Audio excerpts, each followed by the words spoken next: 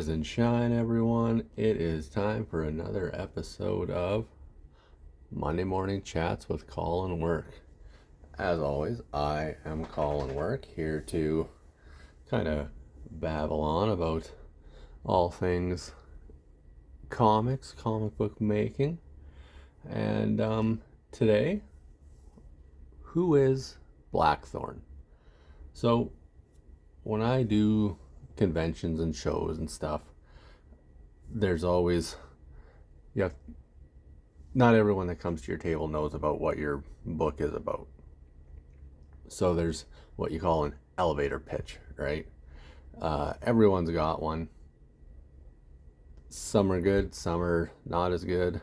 I find it hard doing an elevator pitch. That's probably my least favorite part of doing conventions, because there's so much, and yeah, it might sound a little convoluted, it might sound kind of silly, but there's so much involved in the book that is Blackthorne, that I find it hard to just, hey, yada yada yada, and this is what it's about. You know what I mean? So, here it is. This is the holiday special that I put out, what was it, last year? Yeah, last year around this time. This is my very first kind of collected book. It collects 2 Christmas stories as well as 1 Halloween story. And actually, the second Christmas story that's in this one drives right into this year's Christmas story, which I don't have copies of at the moment. But so who's Blackthorne? Blackthorne is a fella whose name is Frank Holt. He is a 3rd generation superhero. His grandfather was a hero who was in World War II, who, fought the bad guys, and he was one of the first ever, like, quote unquote superheroes. He went by the name of Tank. He would just blow through tanks and infantry and anyone helping the good guys get the win. And that went on to his father, Blackthorne's father, the original Blackthorne. His father's name was William. So William Holt, he was the original Blackthorne. His mother, also a superhero, who went by the name of Athena. These two play a rather large, a fairly big part in my, I guess technically my 3rd collection, Blackthorne: A Cauldron of Hate. Here, let's see, I got a little pic of them in this one. Right here. Let's see if we can zoom in without wrecking anything.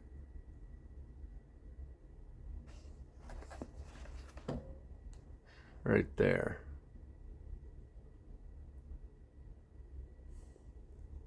So,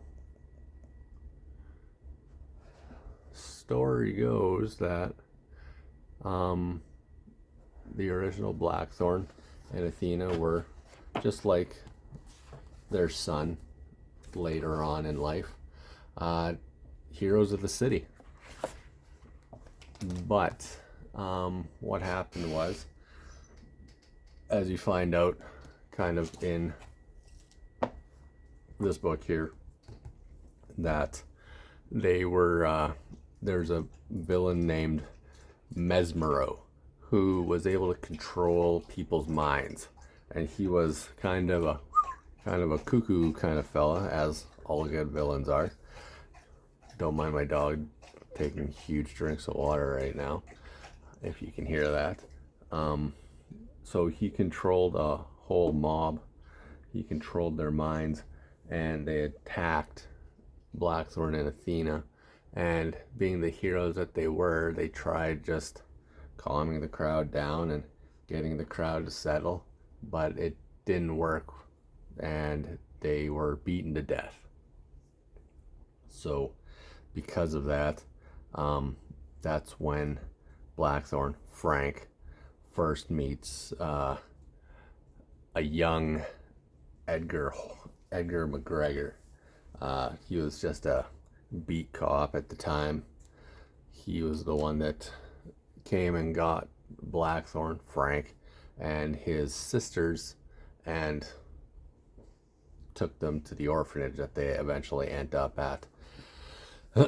so yeah, what a fun childhood, hey? And then we get to Blackthorne Dead Memories. This was the first storyline that I did, and I collected it all in this trade, paperback, and hardcover, because if you're gonna do your first trade, you gotta do one in hardcover at least. I might do a Cauldron of Hate in hardcover yet. I don't know. These, I really love how these turned out. They turned out awesome. Not too much light. Kind of not. Anyways,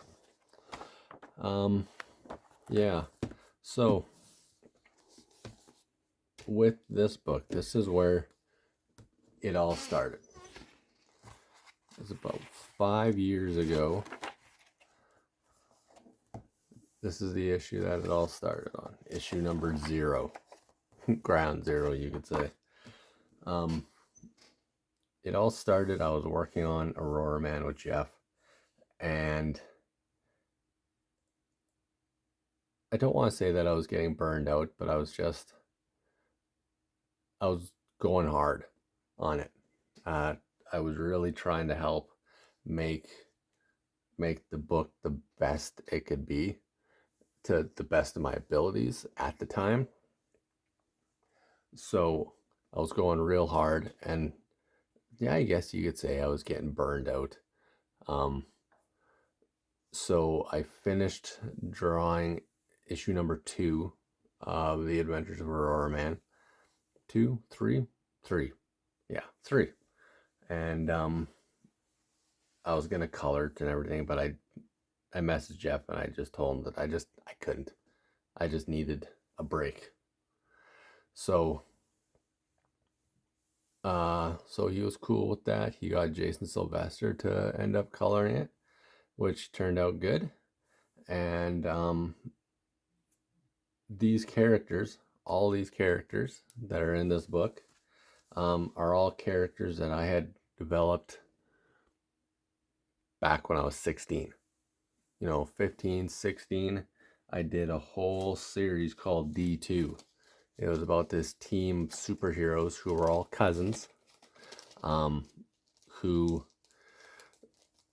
had their little adventures like any superhero team would, against bad guys and those looking to take over the world and destroy the city of Calgary and stuff. And so naturally, being a young writer, you write what you know. So the story was based in Calgary. I was living there at the time. And I based all the characters around people that I knew. So I had 2 cousins who were brothers. They're based on they are who Cyber Slash and Everlast are based on. I have another cousin. He's who Rage is based on, and Blackthorne was, the central character, was based upon myself, obviously. I mean, come on. So, and I had all these characters who were based on people that I knew. Jester was based on a foster kid that my grandparents had growing up, who he was really kind of I don't want to cuss on here or nothing, but he was really a real piece of work. So no one really liked him. So he became the villain of the book. And so yeah, like it just made it easier because then you could relate to it more, right? I found, and even thinking back still to this day, I found that you could relate to it more if it was people that you knew, right? It put a little more emotion into it. So then that was 96. We moved out here to Saskatchewan in 97. And I kept working on the book. I got almost 50 issues done. I think like 46 issues plus a little, you know, I tried doing a little smattering of a mini series here and there, but I just kind of fell out of it. Got too busy, got too busy doing other stuff. Um, and the drive just wasn't there anymore. And it's just like, meh, whatever. I could draw, but drawing was just going to become one of those things that I just knew how to do, and that was kind of it. And my art didn't really grow, it didn't really flourish because living in small town Saskatchewan, who did I know of that did comics? All you did in small town Saskatchewan was drink beer and drive around, and which, hey, I'm not knocking it. I had a real good group of friends. I had a real good upbringing that way when I was older. Um, but it just became a thing that I just knew how to do. Flash forward, 7 years ago already, something like that. So 20 years or so, and I met Jeff. Jeff was Jeff was new to Inglefeld School. My daughter Lila, she was going to Inglefeld School, and we met through that.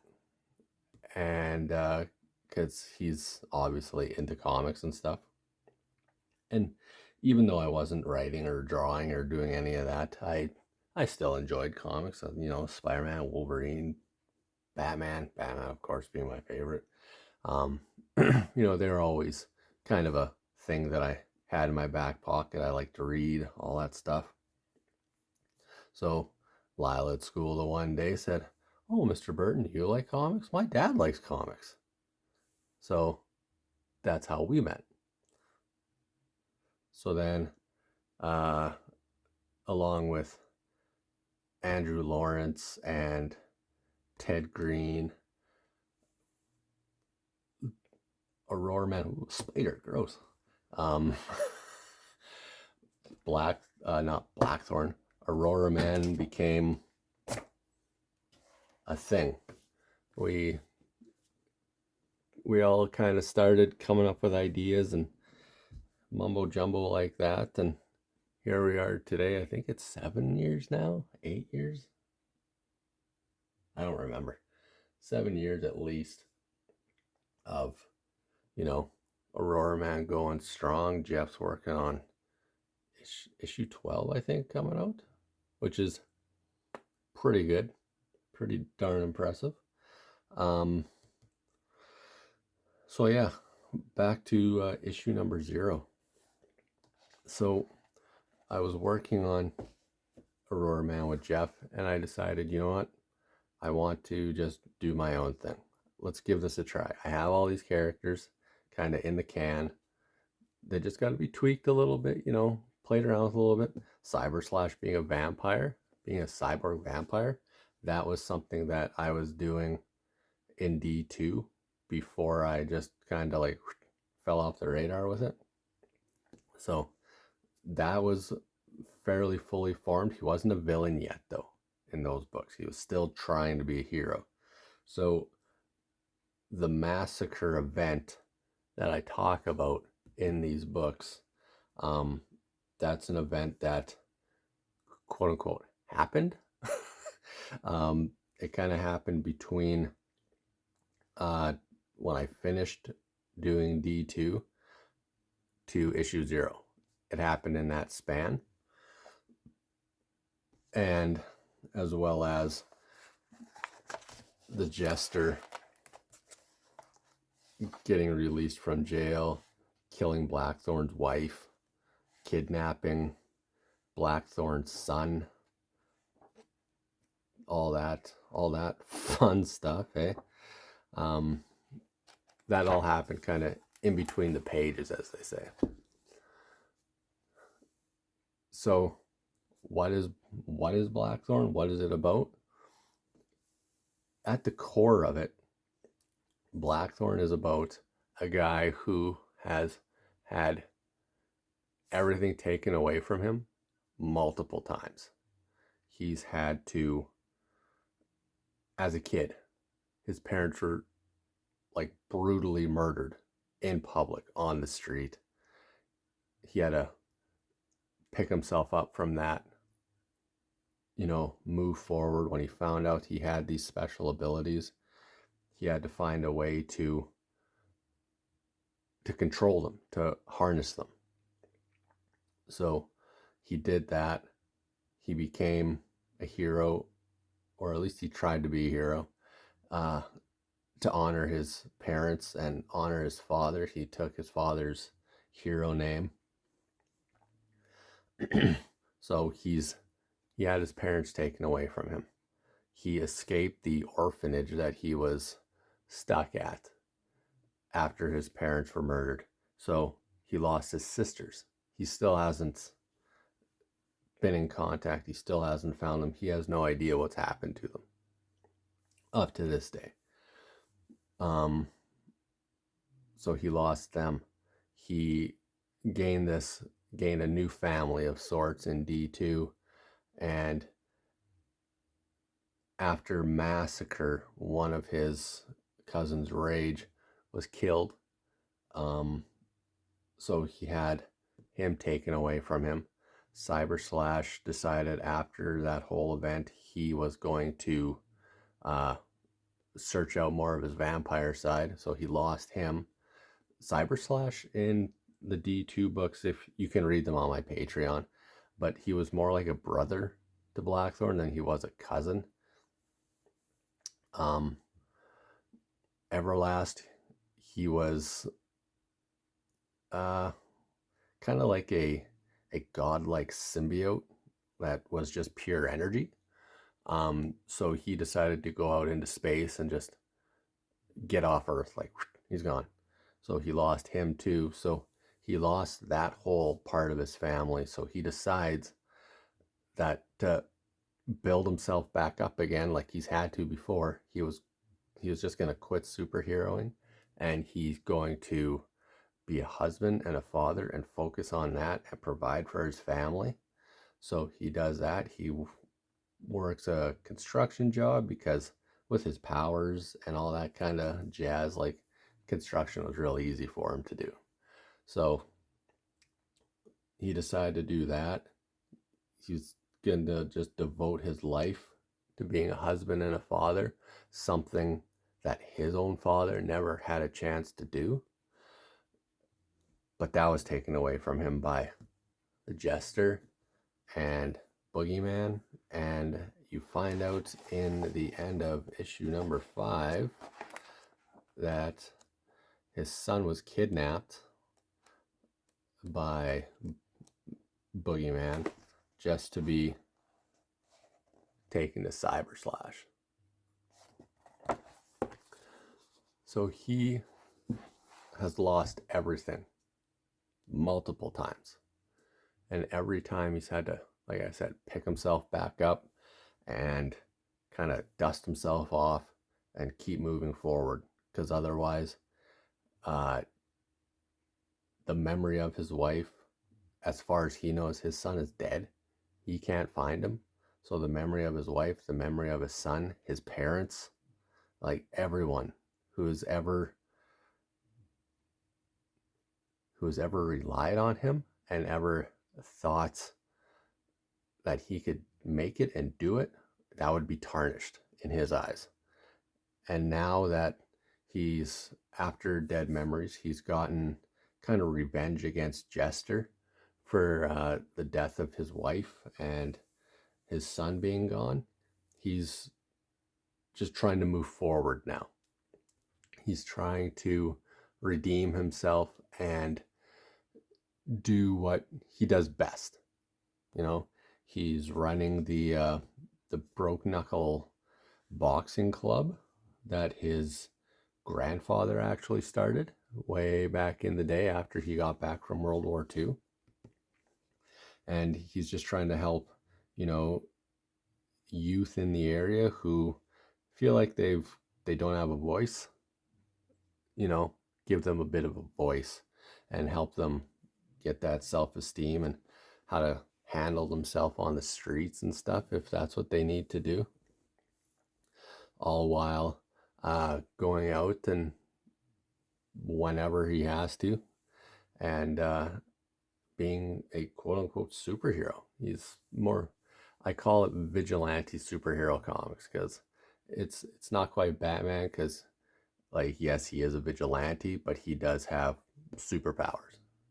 Like, he has a healing factor. He has this control over this energy source that's kind of very much like the Force in Star Wars. It's called Magix, but this is how it comes out visually. It's just this energy form, and he can use it to blast. He can use it to pick things up with like kind of a telekinetic kind of idea. He's telepathic. He can read minds, but he has to be touching whose mind he's reading. So yeah, like he does have the ability to fly. If you read D2, he does fly quite a bit. He has the ability to fly, but in this new book, he's not using that ability. He's not, because it's just the manipulating the magic's force around him. Like, he doesn't actually physically fly, but using kind of that telekinetic kind of power, he can force himself through the air, we'll say. But he doesn't want to do that. He's actually trying to use his powers at a minimum, because he feels that because he couldn't use them to save Melanie after the Jester choked her to death, that they don't help him in his cause. He feels like it's a crutch. You know, he'd rather use his fists, a fist for justice. so yeah, that's where the whole vigilante superhero comics come in, because there is superhero elements, just not like some superhero comics. So yeah, so like I said, I have 3 volumes out right now. I have the holiday special. I have Blackthorne Dead Memories available in paperback as well as hardcover. And I have Blackthorne, A Cauldron of Hate. That is my newest, well, I guess it's not really technically my newest release as of this recording. That's my newest complete story besides the Christmas issue I did this year, which is now available on Amazon, which I do have to get my hands on some copies of that, because I've gotten some feedback and people are loving the story. They thought it was a lot of fun. So that is perfect. That's what I like to hear. And if you go onto my Instagram right now, I am serializing the next major storyline, Blackthorne Imperium, chapter 1. I think it's pages 14 and 15 going up. That went up this last Friday. Yeah, today's the 18th. Yeah, so last Friday, pages 14 and 15 have gone up. I'm working on chapter 2 right now. I'm serializing that on my Patreon. Um, that one's coming along. I'm on page 11-ish. I'm not sure how long that story is. I haven't even finished writing it, to be honest. That one's real interesting. There's a new hero in town who is definitely in the pocket of Commissioner Lebec, but he and Blackthorne are going to try to create a bit of an alliance of sorts, and we'll see where that takes us, because Blackthorne's not necessarily the most trusting of fellas, because for good rights, I mean, he's been there, seen that, you know. So yeah, if you have any questions about Blackthorne, excuse me, any at all, feel free to put them in the comments below. You know, like, follow, subscribe, do all that fun stuff. And yeah, just thought I'd fill you guys in a little bit on who Blackthorne and this whole ragtag crew of villains that he has, what his world is all about. Of course, there's more to it, but that's just kind of to get you in on the ground floor, and that's, you know, just part and parcel what the book is actually about. Of course, there's more to it. Feel free, on my Gumroad page, I have digital copies of all these books, including the new Christmas issue.